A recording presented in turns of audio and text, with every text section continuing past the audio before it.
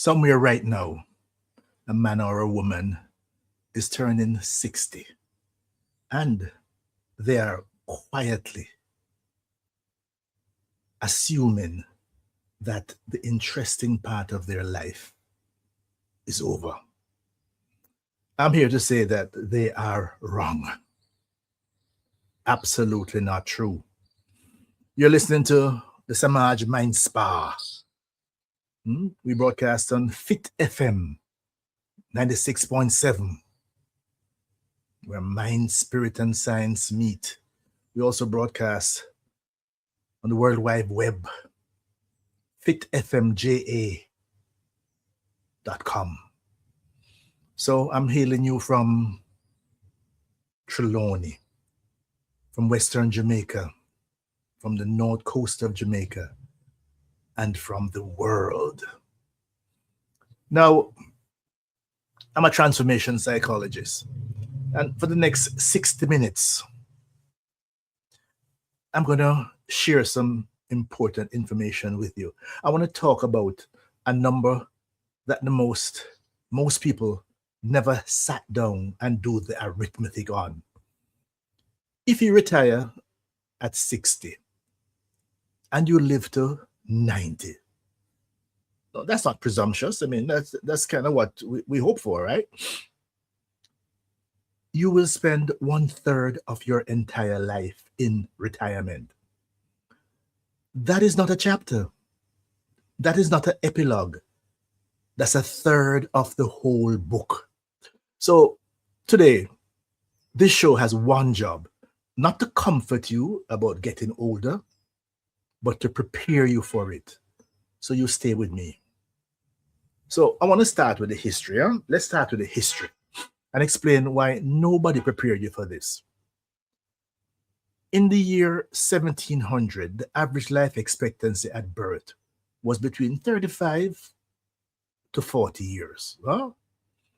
By 1800, we got to about 55 to 65. By 1900, it was now between 60 going up towards 70. But by the year 2000, we were in the range of 75 to 85 years. So for almost all of human history, most people simply did not live long enough to need a plan for old age. Make sense? For the majority of human history, such a plan was not needed. Old age was rare. It was not a life stage. It was just a stroke of luck. Now, turn to something much more older than modern study. If you look at Psalms 90, verse 10, what does it say? The days of our years are 70 years and 10. And if by reason of strength they be 80 years. You understand this? 70 years, 80 if you're strong. That is what was proposed in Psalms. Now, here's what most people get wrong about that verse. It is not talking about a baby born that day. It's talking about an adult who has already survived childhood. Big difference, huh? That's precisely how demographers read historical lifespan data today. Even 70 years ago, human beings who made it to adulthood could expect to live into their 70s and 80s. Once you survive childhood diseases which were rampant,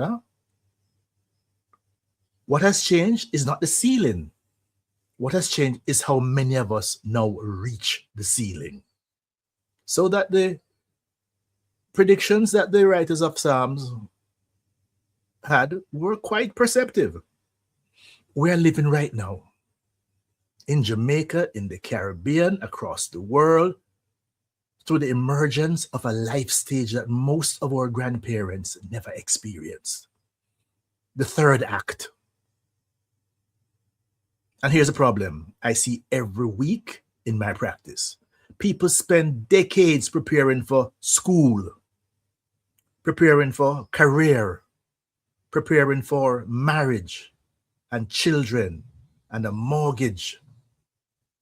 But almost nobody spends serious time preparing for the second half of life. I believe that may be the single greatest planning mistake of our generation. The single greatest planning mistake. So I want to give you a framework that I've been developing. I call this the life path. And I borrowed from two thinkers I admire greatly. Carl Jung. What Carl Jung says is that life really does begin at 40. Up until then, you're just doing research. Can work with that?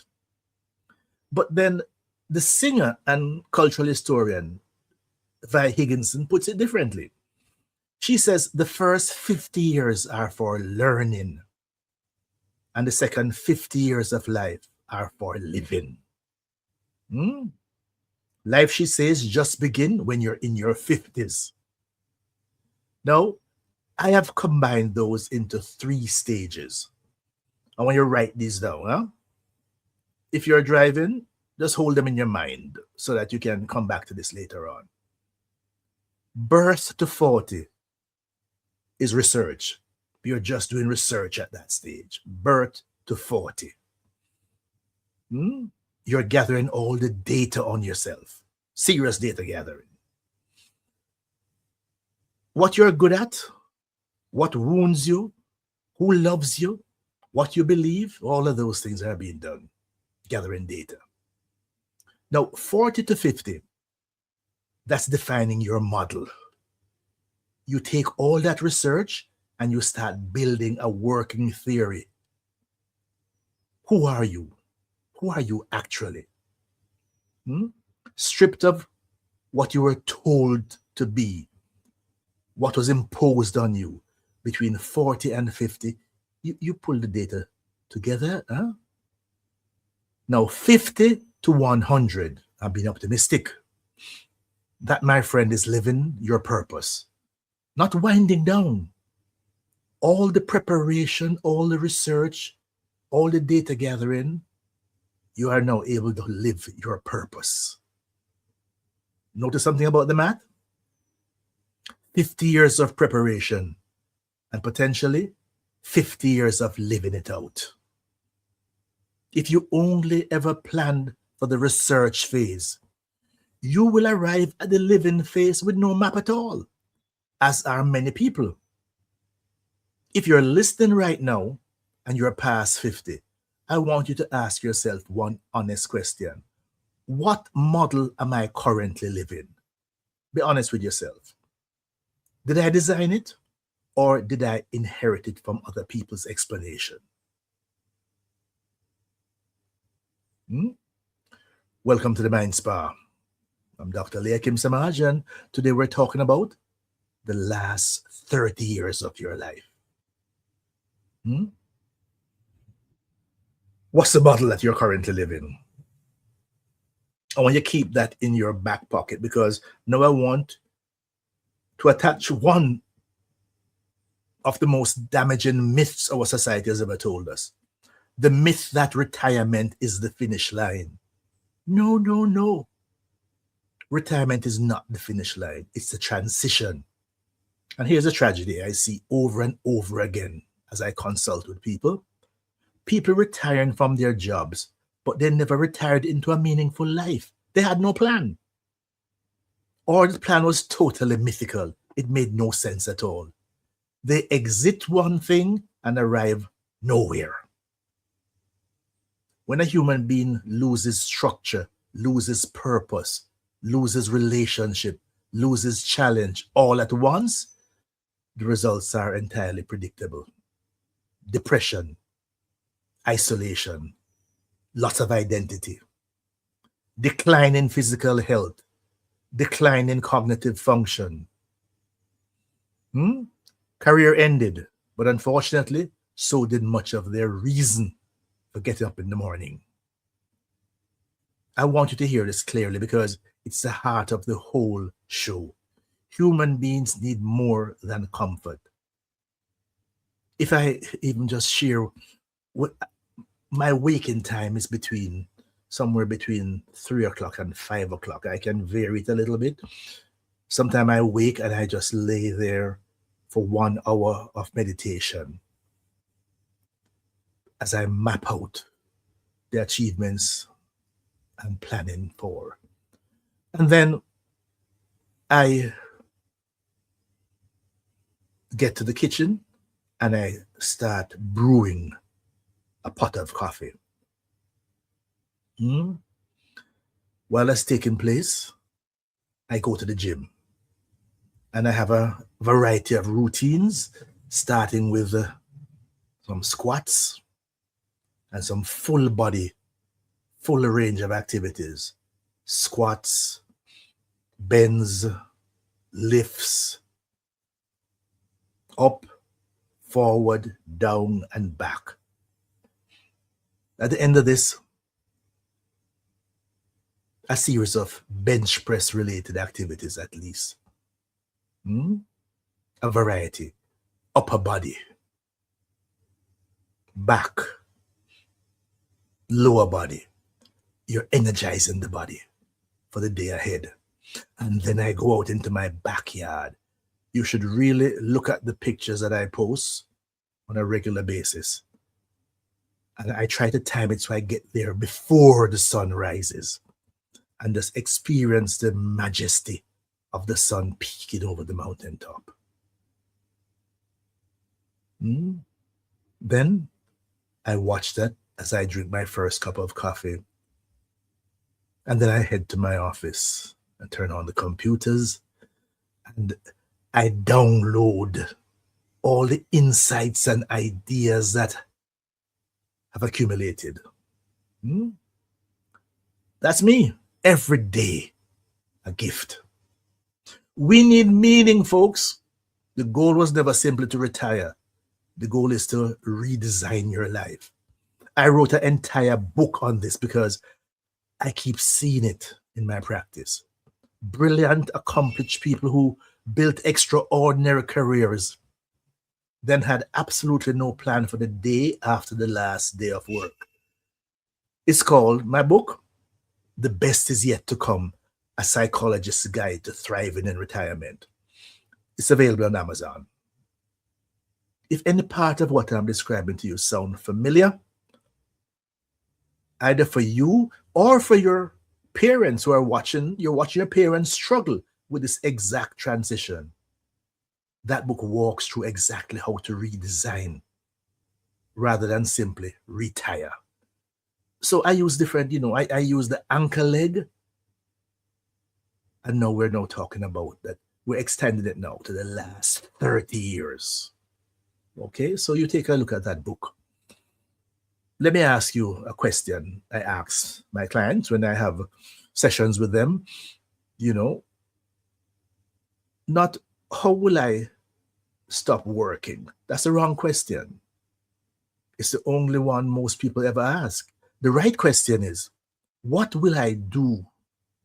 That's your question. What will I do with the next 30 years of my life?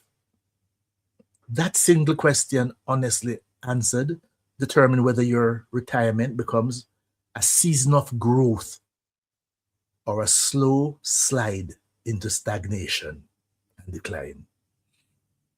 Think about the people you know who retired badly. I'd wager none of them lacked money. What they lacked was a plan for their days. And think about the ones who retired well. The ones who seemed more alive at 70 than they were at 50. I promise you, none of that was accidental. It was by design. It was by design. So that's what we're trying to get done here. I found that we have to talk about 4 forms of capital. That's what we work with. 4 forms of capital. And here's a trap almost everyone falls into. They focus on exactly one of the 4. And oftentimes that one is even poorly done. For example, in Jamaica, only about 20% of Jamaicans have a vibrant pension plan, something to retire on and to exist in. So 80% have nothing, or approximately nothing. And what have they done now with the other three forms? We're going to get down to that. We're going to drill through all of this. Money. That's what the pension fund manager focuses on. And that's what most retirement seminars focus on. Yes, money matters. One of our politicians have been said it takes cash to care. I have some problems with that as a limitations, but we can talk about that as we go through. I'm not going to stand here and tell you that money doesn't matter. But money alone is insufficient. The people who thrive in what I call the ankle leg of life think as a relay race, where the strongest runner takes the final leg and brings the team home. Those people are invested 4 capitals simultaneously. Let's go through the 4. Let's go through that 4, one at a time, so you'll understand where you are. Because the preparation phase for many people did not include that. All right? Ready for this? Capital number 1, health. Health capital. Health is the foundation everything else rests on. I ask people this question constantly. If you don't take care of your body, where exactly are you going to live? Where?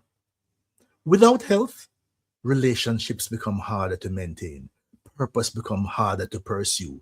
Travel becomes limited. Independence disappears. Recently, I was a guest on a talk show in Florida. And it's the interesting show. It was the Golf and Travel Show. And, I explained to them, that so many people, when they talk about retirement, especially with some degree of affluence in the US and so on, we plan to travel and we plan to, play a lot of golf. What I say to them, I travel a lot. And I am yet to see, I've never seen a wheelchair with a golf bag hanging over the back. And if you notice how many people depend on a wheelchair just to get on and off a plane. So if you are not physically prepared, you can have all the time and all the money, but golfing and traveling will be rough. So there's a better way. It starts earlier than you think. I recommend a book by Dr. Peter Attia. The book is called Outlive. And the book has a very important phrase in it. The centenarian decathlon. I have incorporated that into my life and I share it with my clients. Here's the exercise. Imagine your goal is not simply to live long. Imagine your goal is to live well at 100. Yes, you choose that as a ultimate objective. Let's say aim for the sky, you may make it to the stars, all right? Attia calls the last 10 years of life the marginal decade.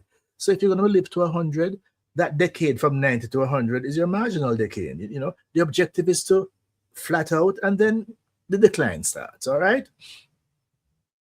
So ask yourself, in that marginal decade, what do I still want to be able to do? Walk comfortably, climb a flight of stairs, lift something moderately heavy, maintain my balance, carry my own groceries, get up off the floor without help, think clearly, hear and see well enough to enjoy life, stay mobile, stay socially engaged. Those become your events. That's your decathlon. Mine is a little more specific. I have walking 5Ks, long hikes. I have playing golf with my sons and walking the course. I'm now 74 and I still do that. Play golf with my son and walk the course. On my list, I have gym workout with my sons and being more impressive than them. Yes, 74, and I'm still my bench press. Leave them wanting. Leave them wanting. That's part of my decathlon. I also have something in it that says, participating in active, rewarding, enjoyable sexual activities. You plan for it. You work towards it. Those become, what are your 10? So by the end of this show, I'd like for you to list out your 10 in your decathlon. What are the 10 activities you intend to be able to practice? And the training starts now, not at 75 when you notice you can't do it anymore. I read something recently that said, one of the biggest problem, that mistake that a lot of people have made, you said that, well, I'm getting older and I live in an upstairs house. So in order for me to anticipate retirement and so on, I'm going to sell this house and move to something where everything is on one floor, or even build a bedroom on this house on the first floor, anticipating when I can't climb the stairs anymore. You know what the writer said? That's exactly the thinking that caused the decline. When you had to go upstairs to your bedrooms, at least a couple times a day, you got some exercise. Climbing stairs, which is a very powerful and useful exercise. You giving up the climbing of stairs in anticipation of your lack of ability is a self-fulfilling prophecy. So those are the 10. You take a list of what are your 10 events, and the training starts now. Longevity without functionality was never the objective. Vitality is the objective. The options are very simple, folks. Either you become old and fragile if you don't intentionally become old and agile. That word intentional is going to come up again and again in this hour because of the whole show. It has to be intentional what you do and how you do it. So we say capital number 1 is health. So you got that clear? So there's no question at all about that. You have to, without health, nothing gets done. Not a thing. All the things you were, everything is now in the rearview mirror. So that's the problem. Everything becomes harder. Again, you looking forward. Can you walk a mile? Can you climb stairs? Can you play with your grandchildren?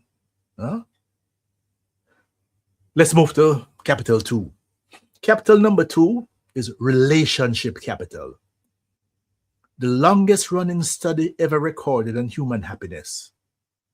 And some of these studies have followed the same people for over 80 years. The studies keep arriving at the same thing, an almost inconvenient truth.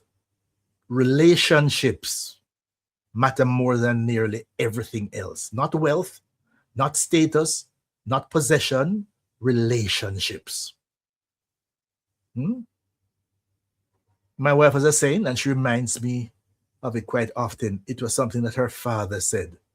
You can't send hot water through the post office. Those of you from the Caribbean will understand the whole notion of when everything we used to get from foreign came through the post office. So would send you a remittance and send you a check and so on. But that basic thing, it means that there are moments of life when you need someone physically close enough to make you a cup of tea. Not a phone call, not a text message, presence. You can't send hot water through the post office. So many people arrive at retirement having accumulated a great deal of money, but very few real friends. Not even a partner. Me not need nobody. Me have my money. Others discover too late that the entire social world was built around their workplace. The moment the job ends, the relationships evaporated with it. Now, that creates a particular dangerous form of loneliness, the kind that affect your mental health, your physical health. And the research shows even how long you will live as a result of this. Here's a question I want you sitting right now, more than any other question in today's show. It's not how many people know your name. It is who would notice if you disappeared for a week. Sit with that. If the honest answer worries you, that's not a reason for shame. That's information you need to act on. I have done a number of shows looking at, I have a manual for living alone after 60. And I want to encourage you to go back and look at that.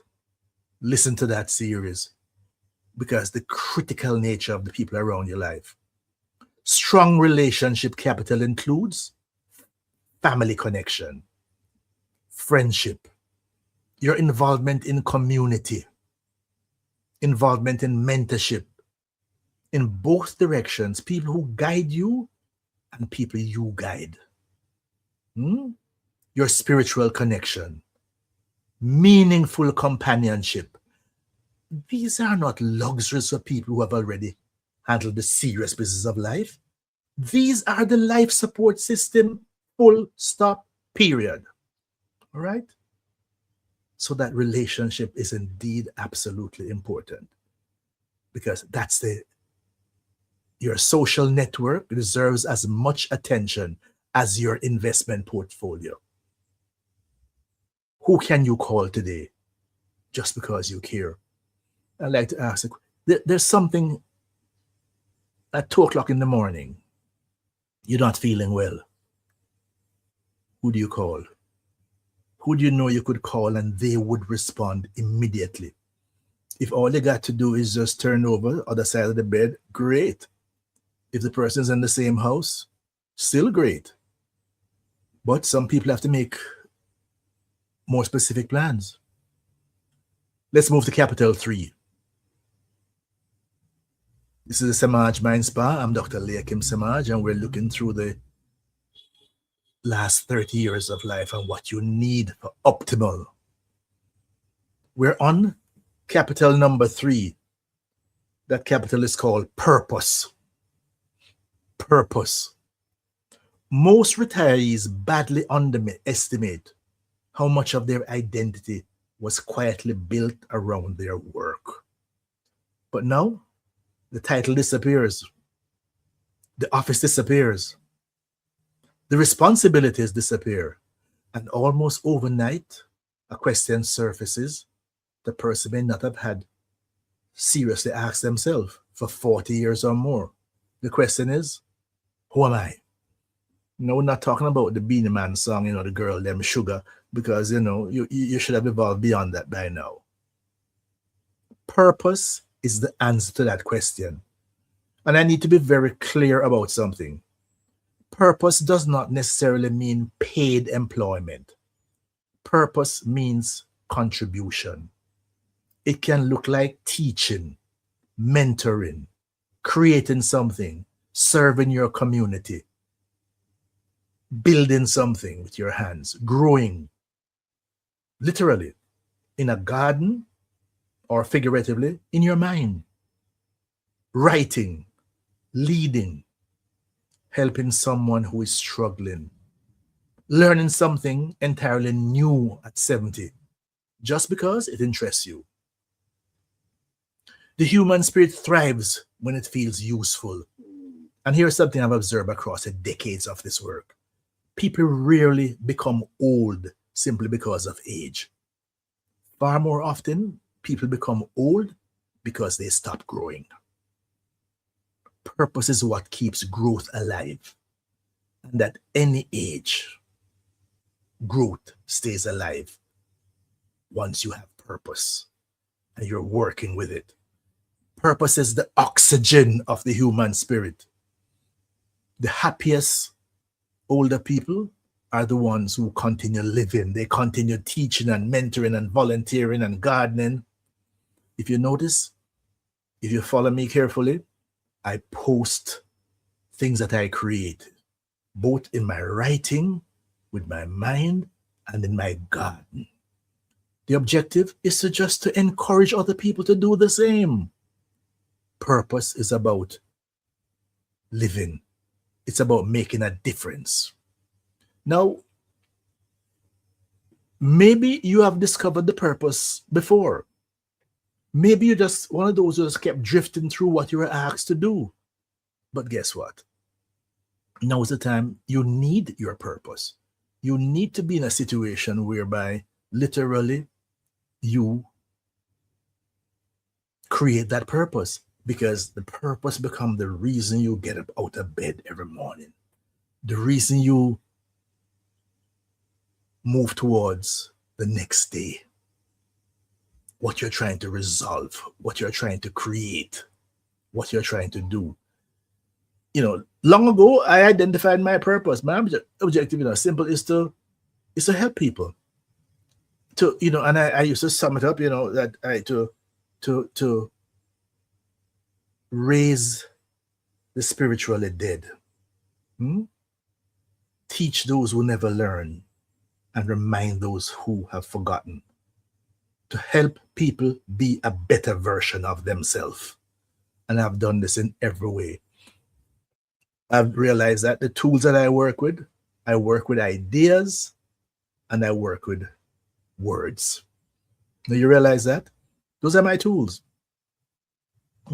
All through my life as an academic, I taught at a variety of universities.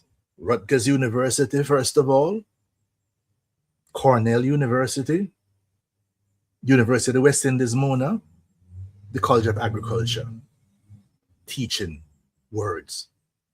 I still do that. Helping people transform. So even when I had a band, Not Guilty, the kind of music we created was to facilitate transformation. When I had a sound system, Judgment, the kind of music I played was to facilitate transformation. Same mission, different perspective. My consulting company, Above or Beyond, still existing, still going strong, still doing incredible work. A lot of time we focus now on leadership, strategic planning, moving from one level to the next, getting the best of people, right? Again, words and thoughts. So my purpose continues. You can change the venue.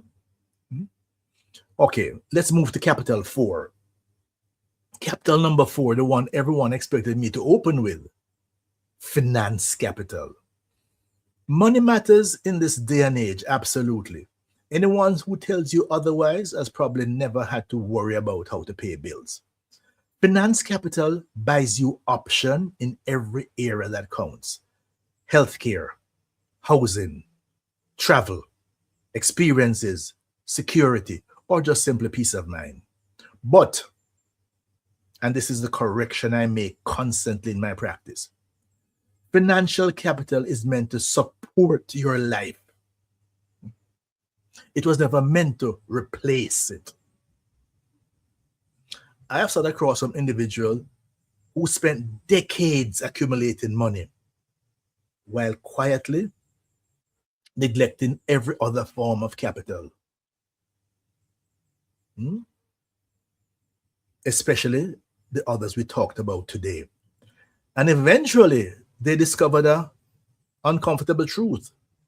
Money can purchase comfort, but it cannot purchase health. It cannot purchase purpose. It certainly cannot purchase genuine love. Financial preparation remains essential. I will never tell you otherwise, but it's only one part of a much larger equation. 4 capitals are needed, not one. 4 capitals. So the financial, again, important. And the options you are provided with are necessary and useful. But that is the reality that we have to contend with. Now, you're now in the... Some of you, listen, I've always said that persons of you who are engaging with the MindSpa at a younger age, the bulk of my audience is between, say, 40 and 70 plus. I keep checking the data regularly. But those of you who are in the 30s and 40s and even 50s, you have a very special reality in that you are being prepared for things that are way down the wicket that many other people your age are not being prepared for. So when you think of this now, this is a relay race. And how do you design your anchor leg? How do you design it? The strongest runner often runs the anchor leg. Why? Because finishing well matters. Life is exactly the same. Ask yourself 7 questions when you start planning your anchor leg. Where will I live? Who will I spend time with? How will I remain physically active? How will I continue actively learning? What contributions will I continue to make? How will I protect my finances? What legacy do I hope to leave? These questions deserve years of planning, not just weeks. Don't drift into retirement. The thing is to design it. Design it. Very important. The more you prepare for that race,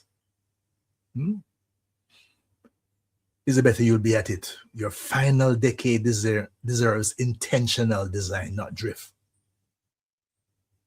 Again, before we get down to that final segment, you must ask all these questions. And I ask all the clients who sit in my office or we meet online.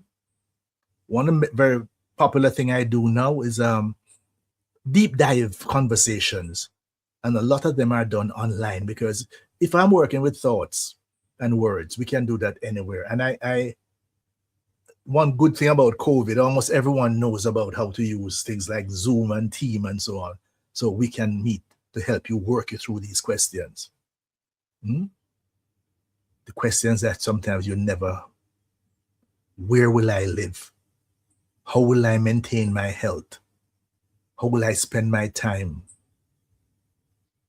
What will give my days meaning? How will I continue learning? How will I contribute?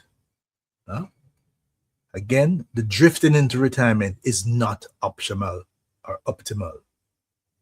A well-designed anchor leg can become the most free, the most wise, the most impactful, the most fulfilling period of your entire life. Now, here's what I'm proposing. Here's the insight that I've come to gather. We talk about 4 capitals. If you have capital 1, it's the single most important. What's capital 1? Health. You add to that capital 2, relationship. You know, there's somebody, some bodies, some individuals that you can share your life with in a meaningful way. Somebody who, this joke, Elvis Presley, is always wondering, did the person want me or just Elvis they wanted? And one of the things sometimes, when people meet you, quote unquote, after you have become famous, sometimes you have doubts about, is this somebody who really is interested in you as a person or the role that you represented, the symbol you represented? relationships are critical. Somebody who can, I frequently tell people, as the people who are, when I'm fortunate to be asked to guide people who are at the earlier stages of life regarding relationships. And one of the things I say is that when you talk about sharing a life with somebody, a life isn't highlight reels. A life is not highlight reels, all these wonderful things. A life, what makes up a life to a large extent are some almost mundane things. Taking out the garbage, making sure that groceries were provided. Oh, did you order cooking gas? Was electrical bill paid? All of those basic things that provide the lubricant, the functioning of life. And when you can share that life with somebody. So when you hear this question, for better or for worse, for richer or for poor, those are some critical things. And I do believe that if you have, first of all, health, you have a relationship. If it's only one, but let's say it's more than one, you have an intimate partner who you are committed to 100%. I don't believe in this 50-50 business. It's 100-100. Fully, you're either committed or not committed. And then you have a small circle of friends.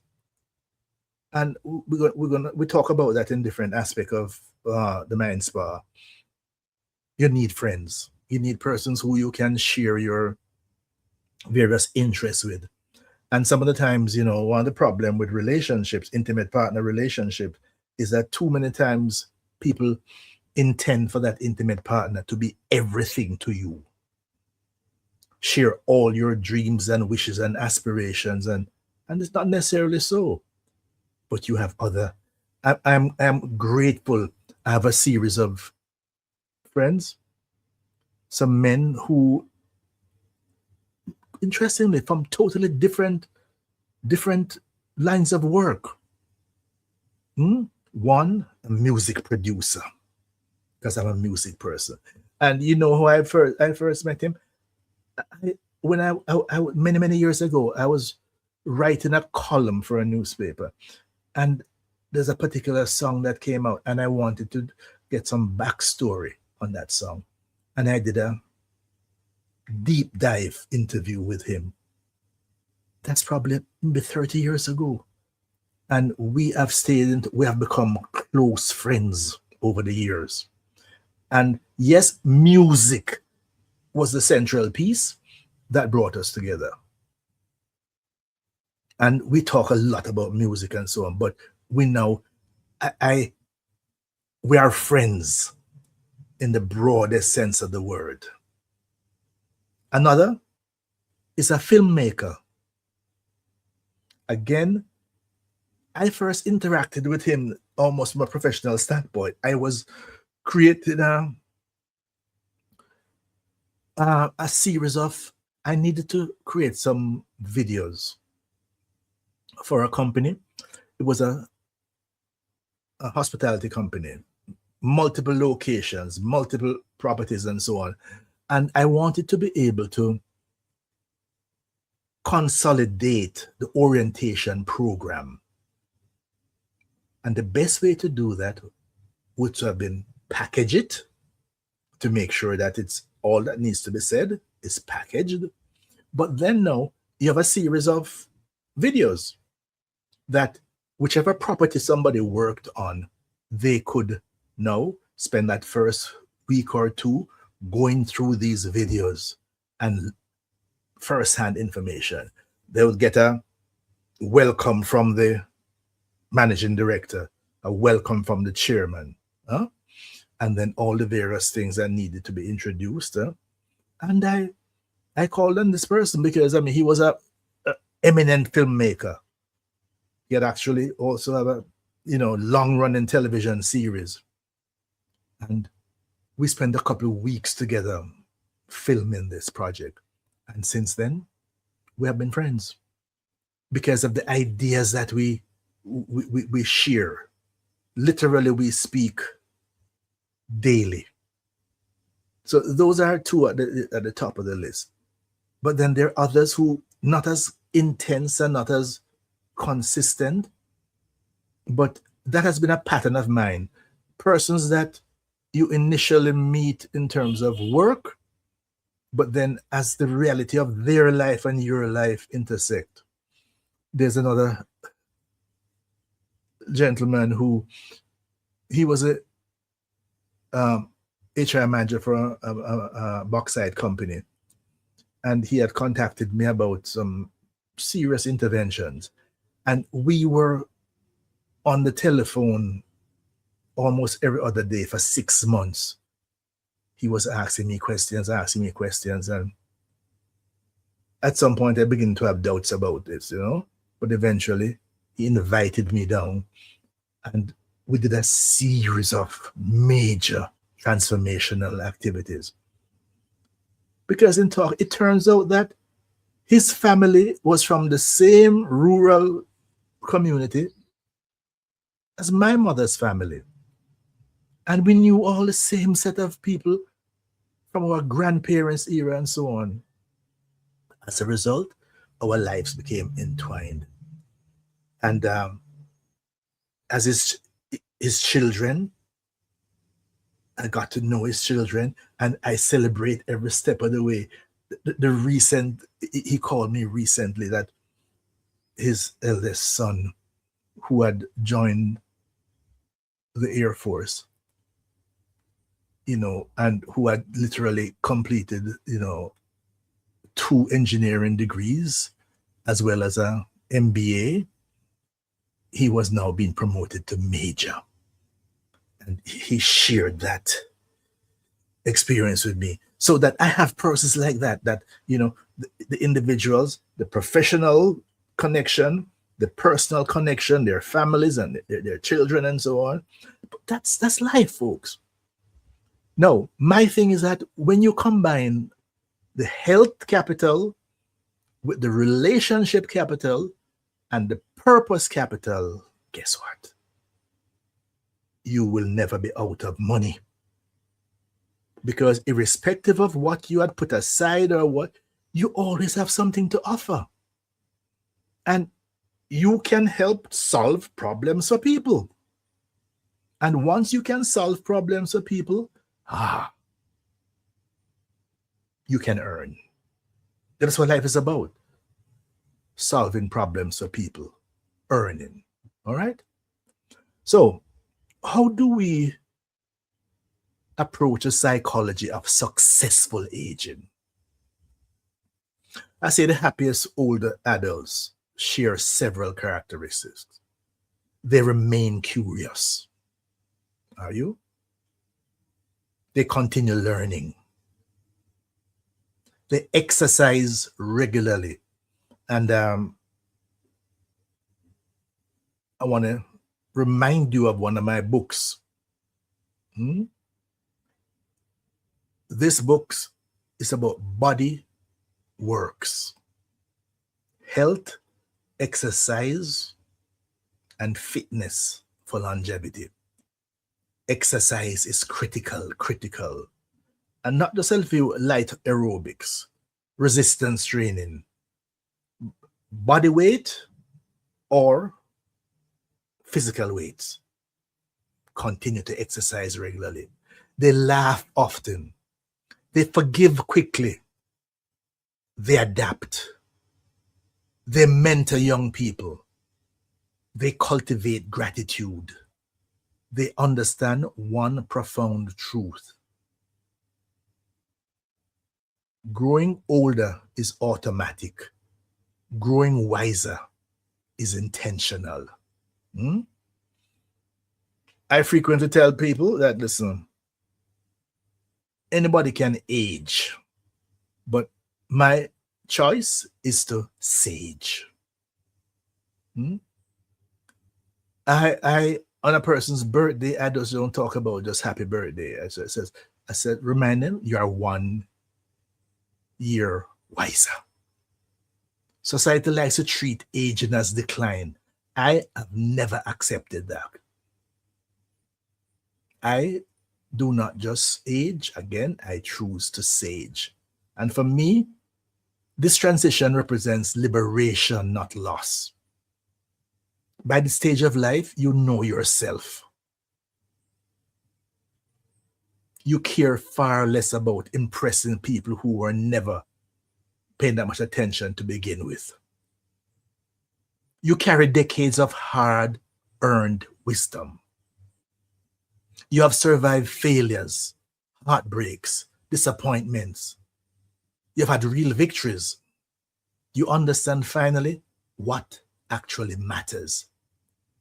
And for perhaps the first time in your life, you have the standing to align your time with your deepest values. That's not decline. That's evolution. The final chapter of your life was never meant to be an afterthought. It was meant to be a masterpiece.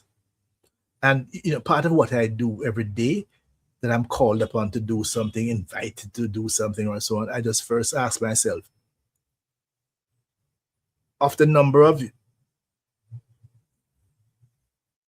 I should say, months, days, hours I have left. By the way, I recommend that you take a look at one of my articles.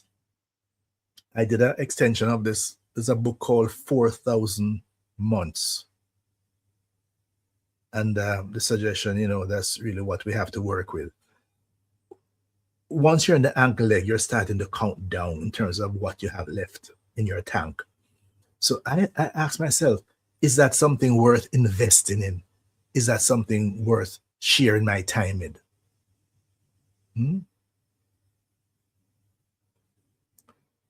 We understand that profound truth, as I said. Growing older is automatic, but growing wiser is intentional.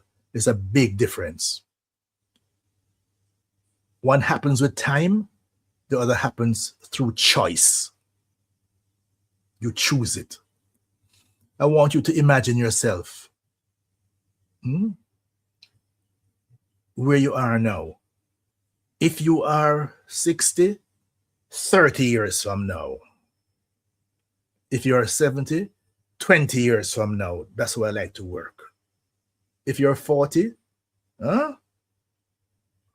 50 years from now. You plan. Where are you? How do you look? How do you feel?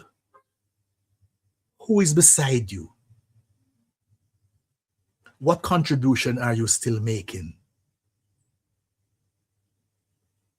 That future version of yourself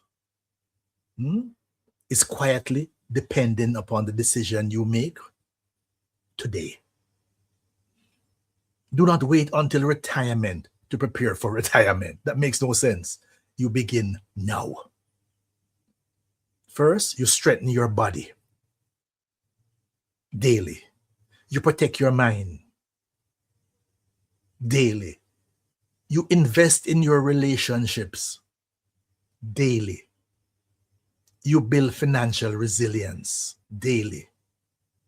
You find work that matters, even if no one pays you for it.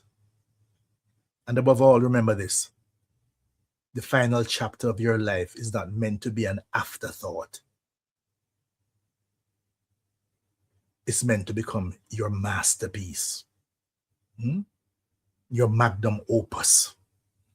Because the last 30 years of your life may become the most important.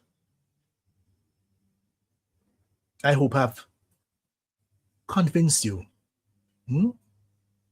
that once you get to that stage, folks,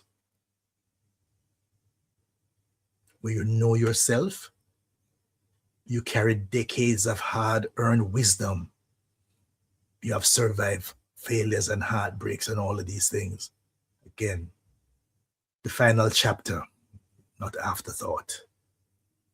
Your masterpiece. The challenge in front of you is not to simply live longer, it's to live better, to invest intentionally in your health, in your relationship, in your purpose, and your finance.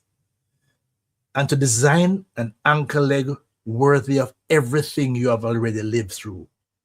Do that well, and I promise you, you will discover something remarkable. The best is not behind you. The best truly may be ahead of you.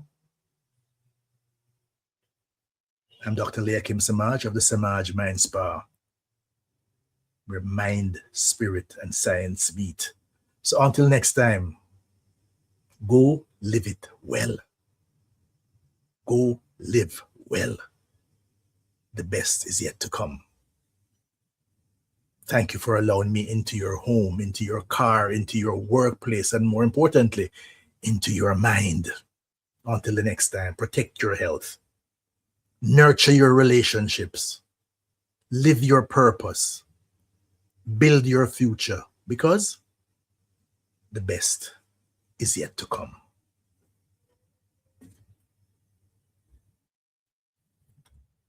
Walk good. May good follow you.